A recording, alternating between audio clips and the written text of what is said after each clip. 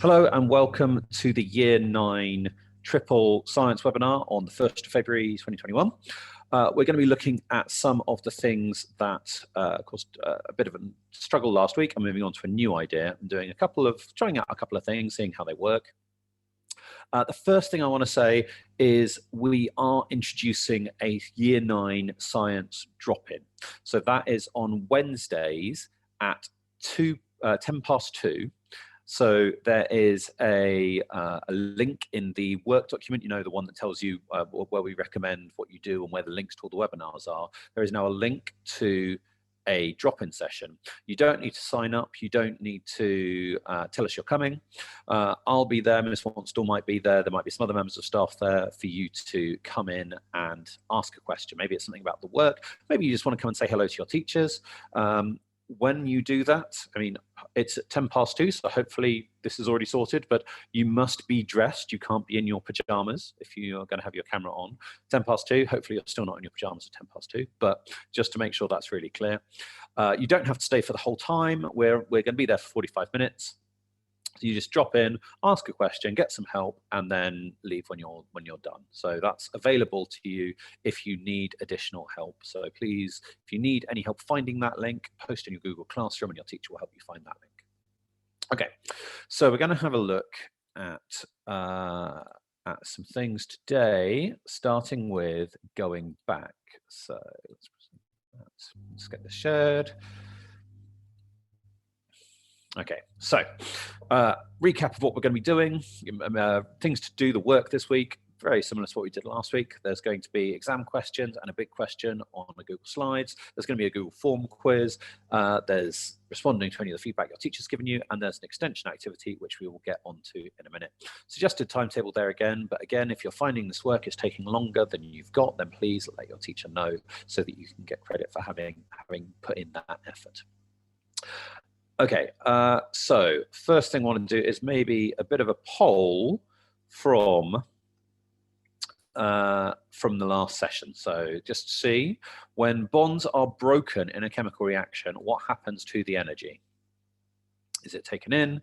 Is it released? Is it created? Is it produced? Lots of you sending your answers in, which is really pleasing to see. Good job.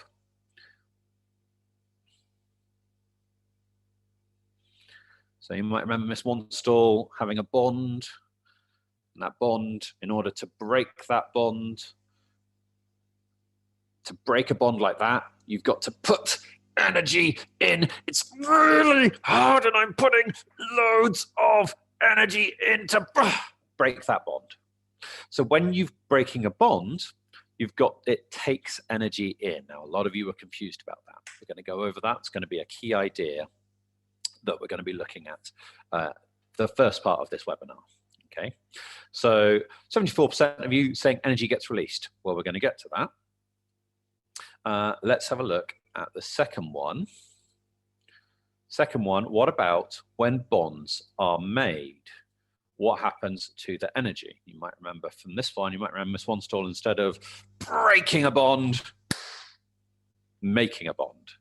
What happens when bonds are made? Happens to the energy.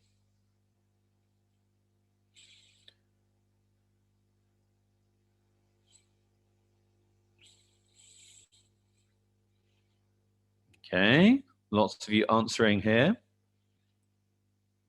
So we're going to stop you there.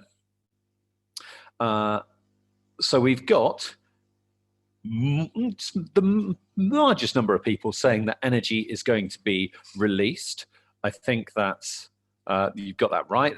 That idea, when you make a bond, those two things coming together, my hands coming together, it's giving out sound, it's giving out heat, it's releasing energy. So when you're breaking a bond, you've got to put energy in, freak that bond, put really hard, breaks the bond, energy. So I'm just going to stop sharing screen to show you. I realized that you probably can't see me, so I'm going to just stop the screen share to show you my little animations here. So here's a bond. When I'm breaking that bond, I've got to work really hard to break that bond, pull it apart. I've got to put a lot of energy in to break that bond. When I'm making a bond, that bond coming together, giving out energy, giving out sound, giving out heat. So we're not quite there, but that's okay. We're going to go through that again today to make sure that you guys are all really clear. So a couple more questions. These ones, hopefully, you'll find a bit easier. In an exothermic reaction, what happens?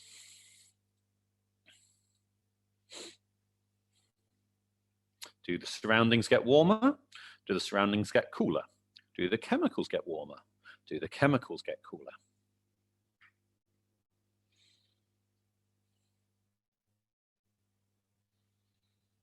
Okay, good. Lots of you putting in your answers. Thank you very much.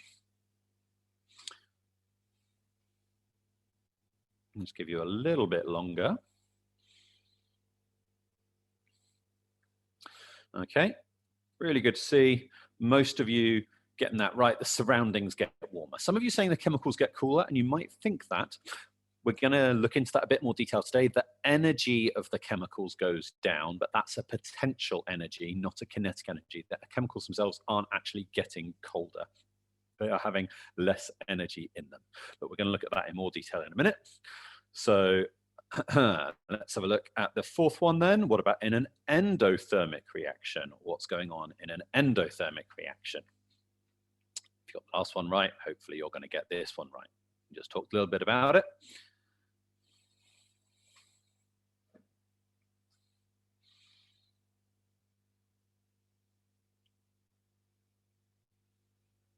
Okay, again, thank you to all of you who are submitting your answers to this one.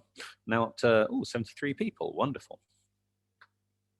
Okay, let's stop there and share those results. So again, most of you getting that right, 81%, that's really good. So again, it's not the chemicals getting hotter or colder, it's the area around the environment around it, the surroundings, whatever, the water that the chemicals dissolved in, the air that's around the chemicals. That's what's getting hotter or colder. Chemicals themselves might change temperature because their surroundings change temperature, but fundamentally the chemicals, they're not changing temperature, they're changing energy, and we're going to be looking at that in more detail in a minute. Okay, so this summary idea, which of these is true? Now read them really carefully. I'm going to give you a bit longer. Don't rush into it.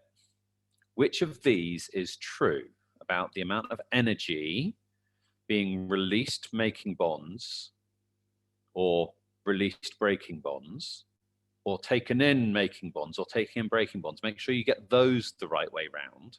Read all the options really carefully. This is tricky, and I am trying to trip you up here. So two of them are just wrong. Two of them just incorrect, because they're talking about what happens when bonds are made, what happens to the energy. That's the bonds made one. And what about bonds breaking? It's really hard to break those bonds.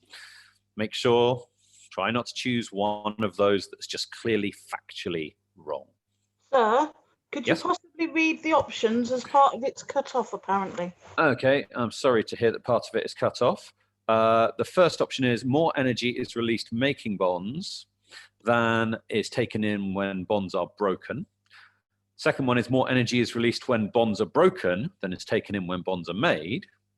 The third one, more energy is taken in when bonds are made than is released when bonds are broken. And the final one, more energy is taken in when bonds are broken than is released when bonds are made. Okay, now, really interesting. Lots of you are now choosing your answers. That's really good to see. And we're getting a pretty even spread across all four options. And to be honest, that's what I was expecting. This is a little bit confusing. And so I'm going to put this into a diagram form and talk about it. So you can see at the minute that you're all, lots of confusion here. It's spread evenly across those. Well, I want to start by talking about the two that are clearly wrong. So remember, when bonds are broken, to break apart those bonds, I've got to put energy in. It takes in energy when bonds are broken. So A, this first one, bonds taken in when bonds are broken, that's correct. Whereas the second one, released when bonds are broken, That's wrong. B is just wrong. It's the wrong way around. Energy being taken in when bonds are made. Again, this C, taken in when bonds are made, that's just wrong. They're not. Energy is released when bonds are made. So C is just wrong. So it should be either A or D. And we're in an endothermic reaction. So the answer, which is the one that most people got right, a third of you got it right, is D. More energy is taken in when bonds are broken than is released when bonds are made. Now, if that's still not making sense, don't worry. I'm about to go through it in a bit more detail. I'm going to skip that one and talk about this diagram. So this is called an energy level diagram. And you can see on this axis, we've got the amount of potential energy. That's not how hot they are, that's how much energy is stored inside those chemicals. You can think of it a bit like a battery. How much energy is inside that battery available to be used? And you can see as we go over the course of a reaction, here are my reactants in my reaction. I've got some carbon monoxide and some nitrogen dioxide. When they react, they go along in time across here. Here are my reactants, and at the end of the reaction, I've got my products. It makes carbon dioxide and nitrous oxide, but not nitrogen dioxide.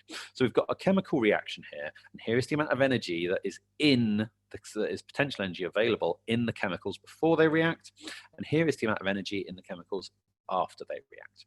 Now, what happens in that reaction is first, the bonds have to be broken. We've got to break that bond between the carbon and the oxygen. We've got to break that double bond between the oxygen and the nitrogen, and that one. Break all of those bonds. So you can see across here in the middle, we've got all of those with all of those bonds having been broken. And then they get put together in a different configuration down here. So what's happening here? Here's my reactants. The reaction hasn't started. The reaction's starting at this point. We have to put energy in to break those bonds. Remember, here's the bond. Break the bonds takes energy. I've got to put energy in, so the amount of energy they've got available in them goes up. And then when bonds are made, energy is given out. So down it comes, down the other side. Here is the energy being given out. Now, if you look at those two bits, this bit here in blue is the energy that is taken in when bonds are being broken, and this bit in red is the energy given out when bonds are being made. And you can see, look how much energy is taken in, this blue bit. Look how much is given out. More is given out than is taken in. So here we've got the amount of energy taken in when bonds are broken, and here we've got the amount of energy released when bonds are made. And in this reaction, more energy is being given out than is being taken in. So overall, the amount of energy of the chemicals, this potential energy, this how charged up the batteries are, has gone down. It's got less energy in it at the end than it did at the beginning. Well, where's that energy gone? You can't create energy, you can't destroy energy, you can just transfer it from one place to another. So that energy is no longer in the chemicals, that energy has been given out to the surroundings. So what we've got here is what we call the enthalpy, or the amount of energy change between the reactants and the products. So they did have this much energy, and now they've gone down to having this much energy. Here is the change in energy between those two. And we call that delta H. This triangle here is a Greek capital letter D, delta. It means change in. And this H here is kind of for heat, I guess. That's the amount of energy that they've got. The chemicals have got less energy. So where has that energy gone? It's been given out to the surroundings. This is an example of an exothermic reaction. The energy that was in these chemicals has gone down. That energy has to have gone somewhere. Where's it gone? It's gone out to the surroundings. Okay, so this would be what it would look like for an exothermic reaction. We're going to have a look at endothermic in just a second. But that's the key idea. So looking at this graph, I want you to have a go at answering this next poll. So looking at exothermic reactions, which of these four options is true? So you've got, is more energy released making bonds than taken in when bonds are broken? Is more energy released when bonds are broken than is taken in when bonds are made? Is more energy taken in when bonds are made than is released when bonds are broken? Or is more energy taken in when bonds are broken than is released when bonds are made? So which one is bigger? Have a look at that diagram to help you. You've got something to maybe use to help you structure your answer. Think about which one is bigger, the red one or the blue one. Okay, what is the red one?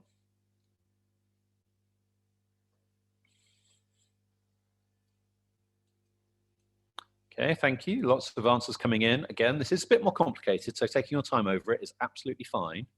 Reading the question carefully, thinking about this slide here. The energy released when bonds are made. Here's the energy taken in when bonds are broken. So some of these, again, of these four options are just wrong. We talked about that earlier. They're in the same order as earlier. Okay, good. I'm going to end the polling there and show you the results. And lots of you have got your heads, starting to get your heads around this. This is starting to go up a bit. So here's the energy released when bonds are made, and that is the bigger amount of energy. That red bit is bigger than that light blue bit. So more energy is being released when bonds are made than is being taken in here when bonds are broken. Okay, I'm gonna stop that explanation there. I've got one more bit I want to explain, and then we're going to have a go at a Kahoot. So you might want to open another browser window or get another device like a phone or a tablet so that you can do your Kahoot on that in a minute. But I just want to explain one more thing, but just give you a heads up that that's coming. Okay. If you're watching this after the fact, then I'm afraid you won't be able to take part in that Kahoot. So the final idea I want to talk about is activation energy. So to start this reaction, I've got to be able to break those bonds. If I can't break the bonds, I can't start putting them together in a different way. So I've got to have a certain amount of energy available to me in order to start breaking bonds down so I can put them together in a different way over here. If I don't have that minimum required amount of energy, then I can't start breaking bonds. That's called the activation energy. It's the minimum amount of energy needed to start this reaction, to break those bonds up so that later we can go and form them. If we don't have that amount of energy, you can't break the bonds and there's not going to be a reaction. So for the activation energy on this graph, it's the distance between the reactants and the top of this graph here, the peak, when all the bonds are broken. That's how much energy it took to break the bonds. The activation energy is that same amount of energy, the amount of energy required to break the bonds. So what you'll often see is a graph that looks like this, putting everything together, where you've got the reactants and the products, you've got the change in the amount of energy down here, and you've got the activation energy up here. Now that can look slightly different for an endothermic. So over here, this is what we were just looking at. This is the exothermic one we just talked through. Here's the amount of energy released in an exothermic reaction. Is the difference between the reactants and the products. Here's an endothermic. We've got the same idea, but this time it's taking in lots of energy. It's taking in way more energy to break those bonds than it gives out when it makes bonds. So overall, the amount of energy in the chemicals, the potential energy of the chemicals, goes up. Where has that energy come from? It has to come from somewhere. It's been absorbed in from the surroundings. So an endothermic reaction, oops, little typo there, exothermic, that second one over here, this is endothermic reactions, take in more energy when bonds are broken than they give out when bonds are made.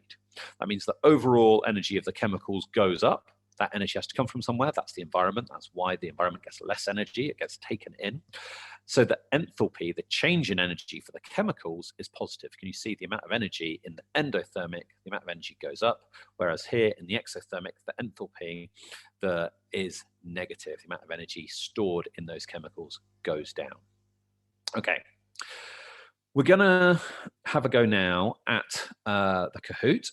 So on another browser or another device, have a go. I'm going to share the Kahoot screen. So have a look. There is a game pin. It will give you a randomly assigned name. So get onto kahoot.it, We've got an excited wolf. Well done, excited wolf. You were the first one in. Good job. Oh, a melodic ferret. I like that. Once you're at kahoot.it, put in the game pin 4127082. What have we got? We've got a polite meerkat. Welcome, polite meerkat. Oh, we've got a rabid penguin. Oh dear, I'm not sure about that. A fast bison. A zany glider. Okay, good. We've got 22 people in already. Wonderful. I was getting a request to wait, sir, but I figured I you'll am wait totally quite waiting. fine. Yep, we've got lots of people. I know they've got about 70 people in the webinar, and we've got 30 people in so far. So I'm very happy to wait a little bit longer. Social egret. Oh, a golden dragon. That is a great one. Well done, golden dragon. Inspired raven, sir. You like the inspired raven? Yeah. And silver wildcat and lively wildcat. Gonna go with the cat names here. Witty lobster. That's a favourite of The mine. rabbit. I like witty lobster. Oh, we've got an adorable ant. Are ants adorable? This one is. The one in Honey, I Shot the Kids was adorable. That always made me cry, man. Oh, and Anthony in Ant-Man. He's pretty adorable. Hmm. We've got an I adorable like one. Zany Glider and Groovy Cheetah. Oh, Groovy Cheetah. Yeah, Groovy Cheetah. Hopefully Groovy Cheetah won't actually be cheating in this. Yeah, I miss the music too. Is that coming across the music, is it? Yeah.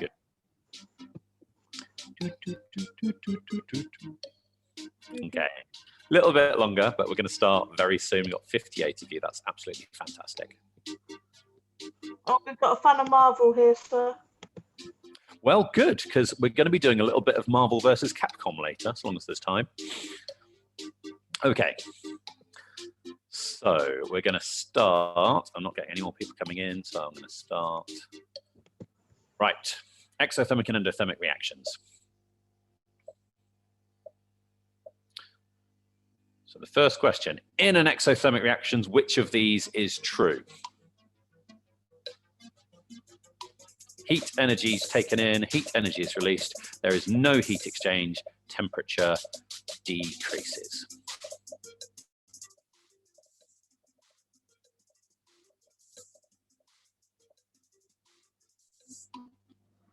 Hooray! 45 of you. Heat energy is released. Remember, exo, like the way out of a room is the exit, the way out. Exothermic gives out heat. Heat energy is released. So well done. Radiant Shark. Man, how do we miss Radiant Shark? That's a great name. Okay, second question. In an endothermic reaction, what happens? Same options, different order.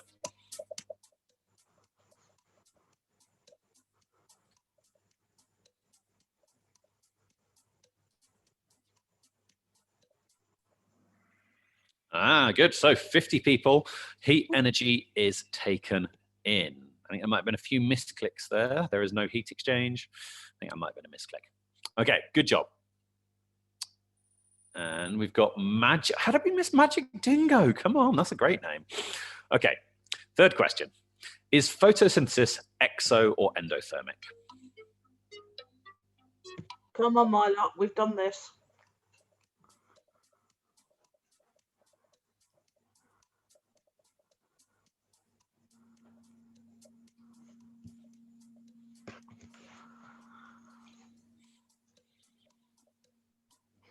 And one person put no one knows. Well, Miss Wanstall clearly knows, and it is endothermic. It's taking in energy from the surroundings. That energy it stores in the sugar, which is then released in respiration, which is where the energy you get to move, build cells, all that stuff that we use respiration for. Okay, let's have a look. Glowing Crane has been consistent. Consistent Glowing Crane, doing really well, getting rewarded for that. Oh, an Inspired Raven, we spotted them earlier. One to watch. Shout out to Fastest Hair as well there. For right. Sodium chloride dissolves in water as an endothermic process. What happens to the temperature of the water?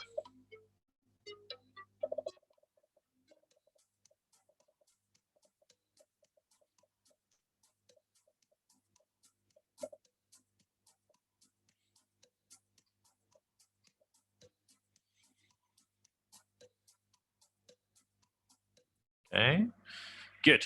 Endothermic means the water's gonna get colder. Well done. And Inspired Raven's moving up and Glowing Crane is keeping that lead. Excited Wolf, haven't mentioned you. Oh, Magic Dingo's back. Good job, guys. Okay. Cesium metal is dropped in a bucket of water. Think back about your group 1 metals. It's in group 1. Is the reaction exo or endothermic?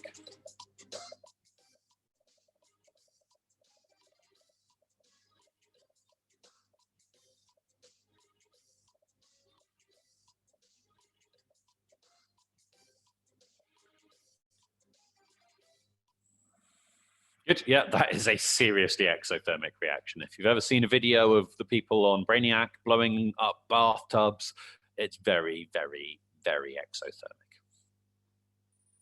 Oh, Excited Wolf has snuck into the lead. Good job. Okay, what type of reaction is shown by this energy level diagram?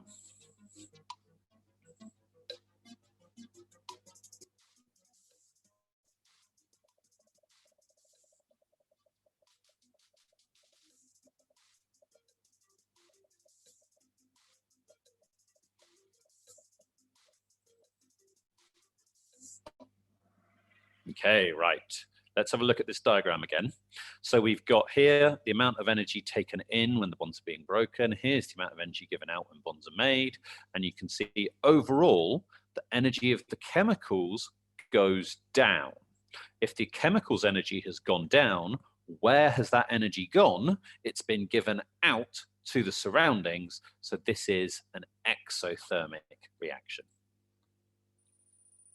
Oh, Inspired Raven is 5 points behind and tied with Glowing Crane. Don't know, sorry, Inspired Raven, I don't know why you've been put ahead of Glowing Crane. Maybe it's recency, just you got that last one a little bit faster. Okay. What term is given to the energy needed to start the reaction? Well, I've talked about 2 of these.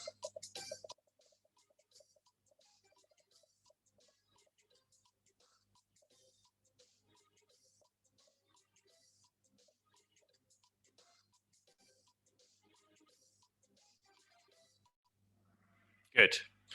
Lots and lots and lots of you saying activation energy. Yeah, it's that energy to activate the reaction to get it started. Oh, Magic Badger has suddenly come out of nowhere, as well as Fast Bison and Classy Meerkat. Fantastic, guys. Good job.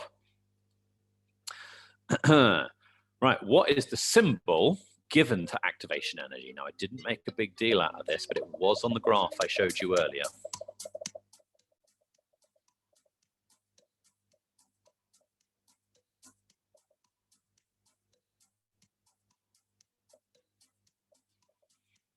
I can see some people might be getting this wrong. Okay, so pretty even split between A, E, and delta H. Okay, delta H was the change in energy between the starting energy of the reactants and the ending energy of the project. That was the enthalpy, the amount of change. A lot of you going for AE. Well, it's actually the other way around. The E for the capital E is for energy, and that's what we're measuring. We're measuring energy, and the little a shows you the activation. That's where there's other types of energy like EP is the potential energy. There's other things in science where we have energy is the main thing, and the little letter tells us what kind of energy. So, oh, I thought we might get someone sneaking in. So we had 4 people get that right. For an exothermic reaction, the value of delta H, this enthalpy, exothermic, think about what the energy is doing. Think about what's happening to the energy of the chemicals.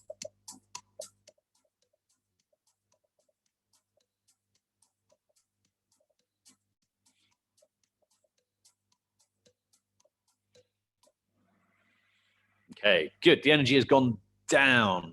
About half of you got that right. The other half thinking it goes up. Remember that energy is given out in an exothermic, so the energy of the chemicals is going to go down. Well, we've got some new people. Creative Swan and Green Gnu and Cheerful Llama. Welcome to the top 5. Inspired Raven and Magic Badger just hanging on there. Good job, but you can definitely still catch them. 2 questions left. What type of reaction does this diagram show?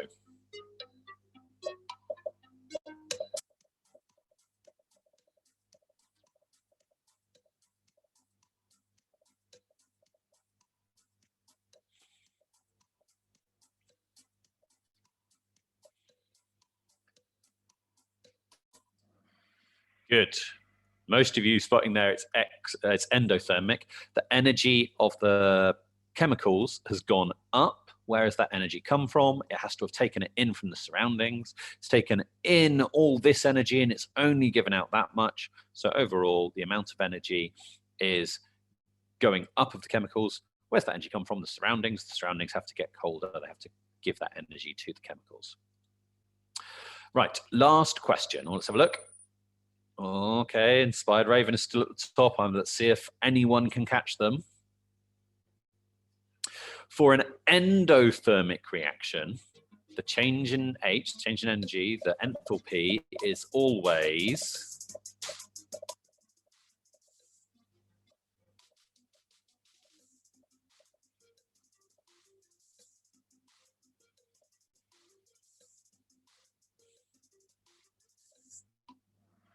good.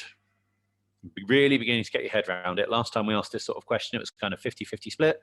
You seem to have really got your head around it. Really well done. Okay, and our winners, let's have a look. In third place, Creative Swan. In second place, Magic Badger. But in first place, Inspired Raven. Well, we called you out right at the beginning, Inspired Raven. Well done to Green GNU and Cheerful, or what it was, but good, fantastic, well done. Let us know in the Q&A who you are so we can give you a proper shout out. Okay, so let's move on. I want to move on from that idea of activation energy, and I want to talk about reactivity. So this is something which you will have met in year 7 and maybe again in year 8. But we're going to have a look and start this. So this is a bit of a recap. This is going to be important for where we're going to move on to, possibly next week, possibly after half term. But this is just a bit of a recap. Now, I want to try this. If this video is not working very well, please let me know and I'll see if there's any settings I can change to make it work better. But here we've got an experiment where we've got 6 metals and they're labeled across the top. That one that's covered up by the finger is Sn, that's tin, Fe, that's iron, Mg, that's magnesium, Cu, that's copper, Zn is zinc, and Ca is calcium. And here we've got some hydrochloric acid. So we're going to add acid to all of these metals. So we're doing the same experiment. The only thing we're doing different is we've got different metals in them. And I want you to see what the difference between these different experiments are. Let me know in the Q&A if this is not good quality and you can't make it out.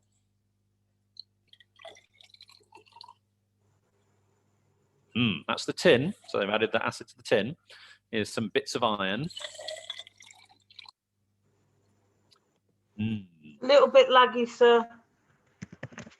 Okay, a little bit laggy. Yeah. That's the really slow. Can't see anything. Can't see anything. Okay, let's see. Shout out to Margaret and Owen while I'm talking. Inspired Raven, and I'm not sure the other name. Okay. Don't know if I can make this any better, but I will. What I've done is I'll play it a little bit more and then pause it and see if a still picture works well. So they've added it to the copper, adding it to the zinc.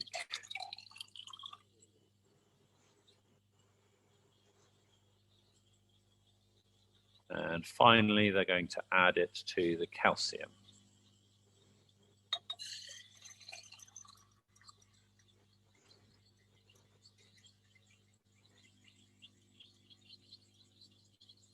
Okay, pause the video there so maybe you can see the still image a bit better than the video image. But what you can see is the tin here is not really doing very much. The iron is also not doing very much, and the copper not really doing very much. So these 3, there's not a lot of reaction. If there is a reaction going on, it's not a very vigorous one. It's not loads of reaction happening. By contrast, these 3, the magnesium, the zinc, and the calcium, you can see it's producing a lot of hydrogen gas. It's bubbling up a lot. These are quite vigorous reactions. Now, if you were to rank these, I think you can see clearly the calcium, this one was bubbling up and over. This one was clearly the most vigorous reaction. It was really going for it. The magnesium, you might say, well, it looks like there's more bubbles in the zinc, but look at the density. This is kind of cloudy, whereas this is clearly white. There's more bubbles, I think, here in the magnesium. I think if you look at the amount of zinc they've put in, they haven't kept the amount of metal the same. So I think if you had the same quantity of magnesium and zinc, you'd be seeing a lot more bubbles, a lot higher bubbling from the magnesium. I think this is the second most reactive, second most vigorous reaction, and then zinc is the third. So just by looking at how metals react, we can put them into a kind of an order we call the reactivity series. And in this, I'd say that, I want to move on from that. The calcium is at the top, magnesium is the second most reactive, zinc's the third most reactive, and then iron, tin, copper, they're less reactive, definitely less reactive. But maybe from this particular experiment, we can't figure out which is the most reactive. So it's just a reminder about what reactivity means. It's how vigorously something reacts in different situations. And one thing I want to touch on is just, it's not essential. You won't get any marks directly from knowing this, but it's a really useful thing to have memorized the reactivity series of metals. Now, I think I stole this from Miss Wanstall and have adapted it. So I have a problem in that my zebra at school keeps getting interrupted in history class. Now, why is a zebra at school? Because it's amazingly clever, my zebra.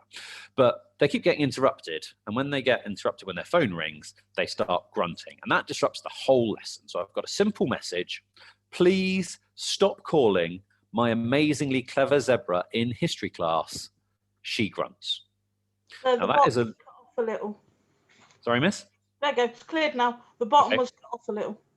So this is a little mnemonic, which is taking the first letter of each word in order to try and help remember the order. So these aren't all the metals, but these are some of the most common ones. And it's also put in a couple of non-metals in there, carbon and hydrogen.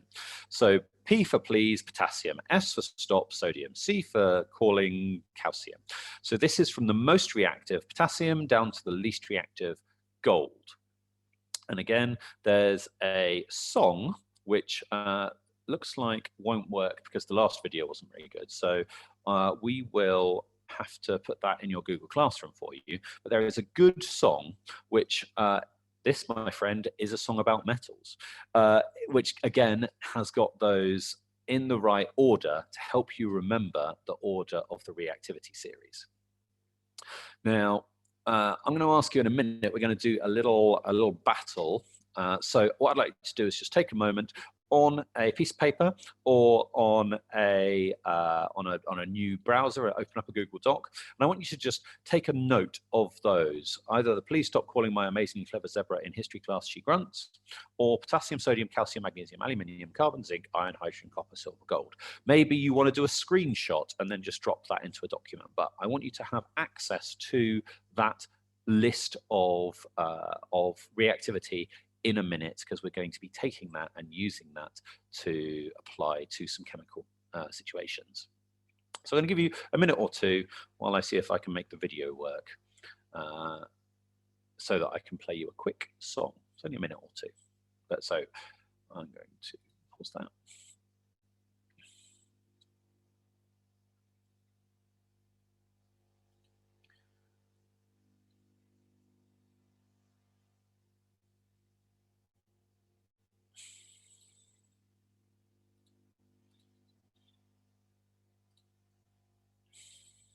Okay, so what I'm going to do is in the background, you're going to be hearing the song whilst hopefully you're still seeing the reactivity series. This, my friend, is a song about metals, like the kind you find in your kettles.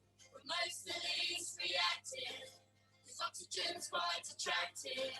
So all the metals in the reactivity series. Break it down now. First the potassium, sodium and calcium. Yeah, magnesium and aluminium. Just for comparison, carbon's there to jam with them. It's not really a metal. Zinc, hydrogen and lead, hydrogen and copper next, silver, gold and platinum. So my friends, just summarize and bid you a goodbye. Just remember this song and learn to sing along. When guarantee that you will pass the exam. Break it down now. First up, potassium, sodium, and calcium. Yeah, magnesium, and aluminium. Just for comparison, carbon says jam with them. It's not really a metal. Zinc, hydrogen, and lead, hydrogen, and copper, next, silver, gold, and platinum. One more time now. First up, potassium, sodium, and calcium. Yeah, magnesium, and aluminium. Just for comparison, carbon says jam with them. It's not really a metal. Zinc, hydrogen, and lead, hydrogen, and copper, next, silver, gold, and platinum.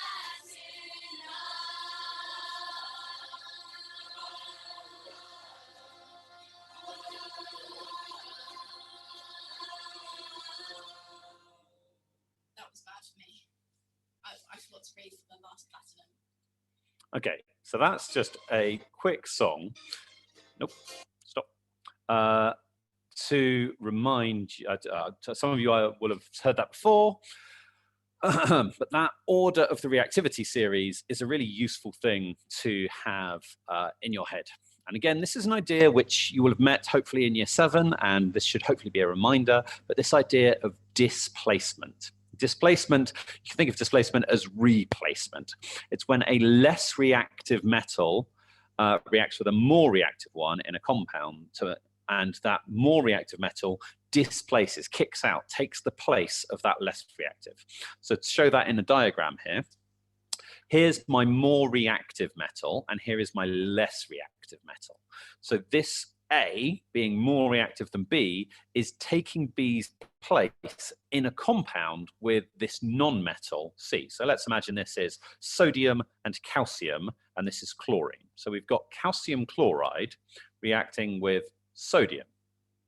So the sodium is more reactive than the calcium. So it displaces it, puts the calcium from being part of a compound back to being an element, and the sodium will go from being an element to being part of a compound. Not really a lot happens to the chlorine. It was in a compound before, it's in a compound after, that's much the same. Now this idea you might have met and done like a displacement disco activity in year 7. We've got that same idea again now. So as part of an extension work, if you wanted to do something else, you could have a go revisiting that. Here's an example of one that someone's made on storyboardthat.com, which is an online, it's free to sign up. And you can make either 3-panel or 6-panel storyboards along this line. Here we've got a reaction between copper sulfate and in comes magnesium.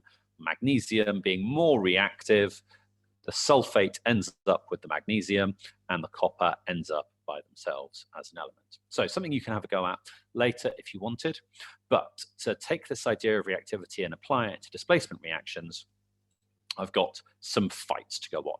So imagine this, the silver surfer who's in a compound with some chloride, so we've got some silver chloride, is fighting calcium chem. So which one of those is going to win, which one of those is more reactive, is going to end up with the chloride? So here is here we go. So who is going to win in this interaction? Who is more reactive? Who is stronger? Who's going to end up with the chloride belt? First up, potassium, sodium, and oh wait, calcium. That's the third one in that song. It's on the list. It's please stop calling. That C is for calcium. Pretty reactive, that calcium. And a lot of you are getting that right, choosing calcium. Good job. So 87% spotting that the calcium is more reactive than the silver. So it's going to end up with the chloride belt. Here we've got another match, this time for the sulfate belt. And we've got Iron Man, who's the current sulfate champion. He's got the sulfate belt, and Captain Aluminium. So who is going to win in this bout? Is Captain Aluminium going to win the sulfate belt off Iron Man? Or is Iron Man going to retain his sulfate title? So again, think back to your reactivity series, think back to your song. First up, potassium, sodium and calcium. Yeah, magnesium and aluminium. Oh wait, hang on, we've just come across aluminium. That's one of the more reactive metals. So if we end that, you can see good. Again, 88% of you spotting aluminium is higher in the reactivity series than iron. So the sulfate is going to end up with the aluminium. The iron is going to end up by itself as an element. So now, this one's a bit trickier. They're pretty similar, tin and lead, but which one of them is going to triumph in the fight? First up, potassium, sodium and calcium. Yeah, magnesium and aluminium. Just for comparison, carbon's there to jam with them. It's not really a metal. Zinc, iron, tin, and lead. Now, tin came first in that.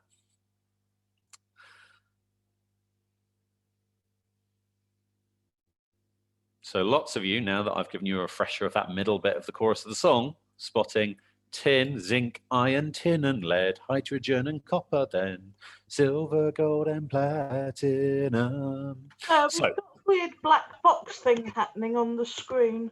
Oh, I'm sorry. It was just me, but it's not just me. Okay. So 81% of you, with a bit of help from a song, can figure out that tin is going to win and retain the chloride ion. This means there's not going to be a reaction. Yeah, we started off with tin chloride and added lead, and because tin is more reactive than the lead, nothing happens. That afterwards is exactly the same. Tin is still with chlorine, lead is still an element by itself. This would be an example where there is not a reaction taking place because we've got the same things afterwards as before. One final one. If we have gold guile trying to take on copper colossus nitrate. Now you have to go quite far down the song to figure this one out, or quite far down the reactivity series. Who's gonna win the nitrate belt, nitrate championship?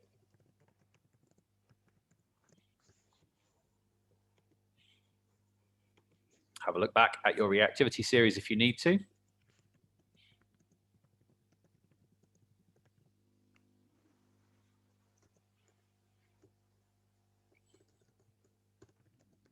First up, potassium, sodium and calcium. Yeah, magnesium and aluminium. Just for comparison, carbon's there to jam with them.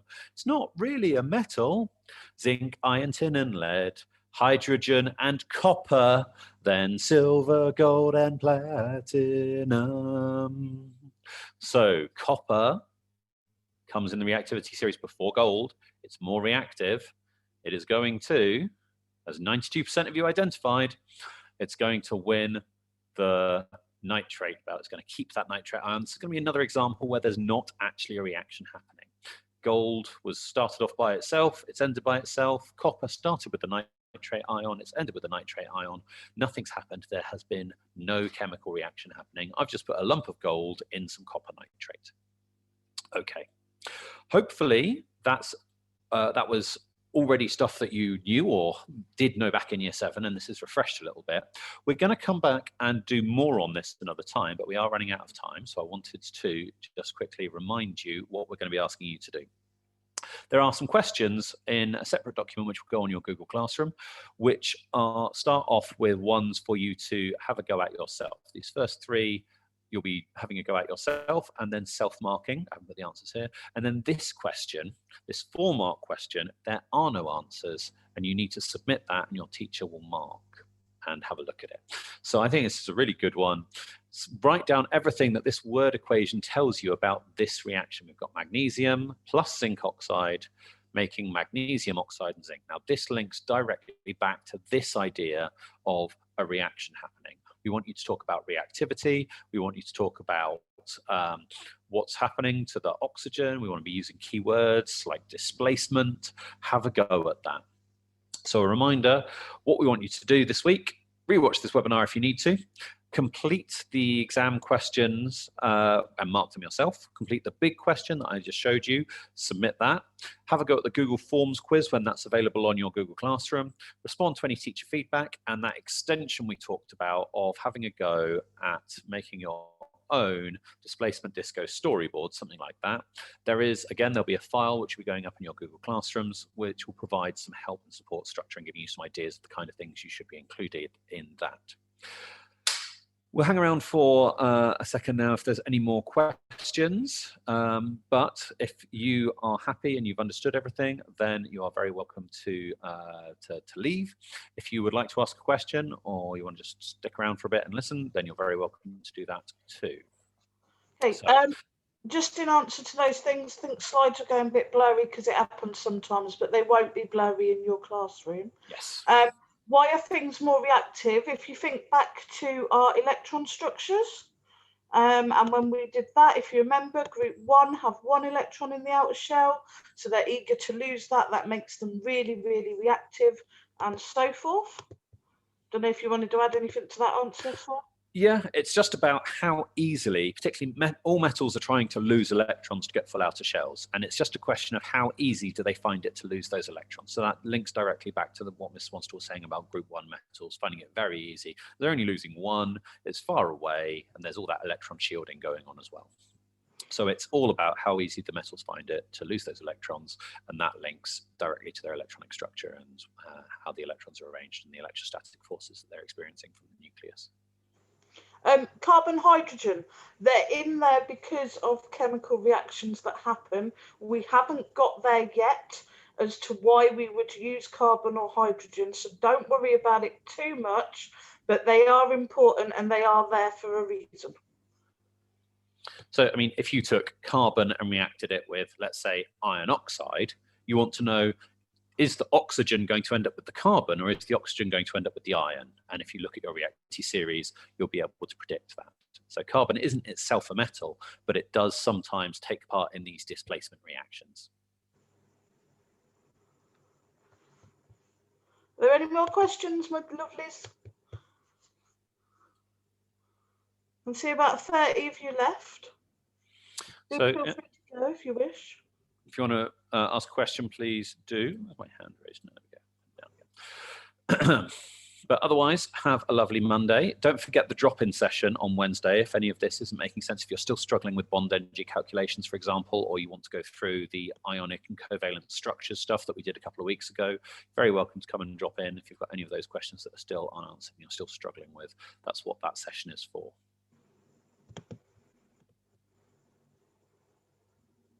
Okay, if there's no more questions, I'm going to stop the recording.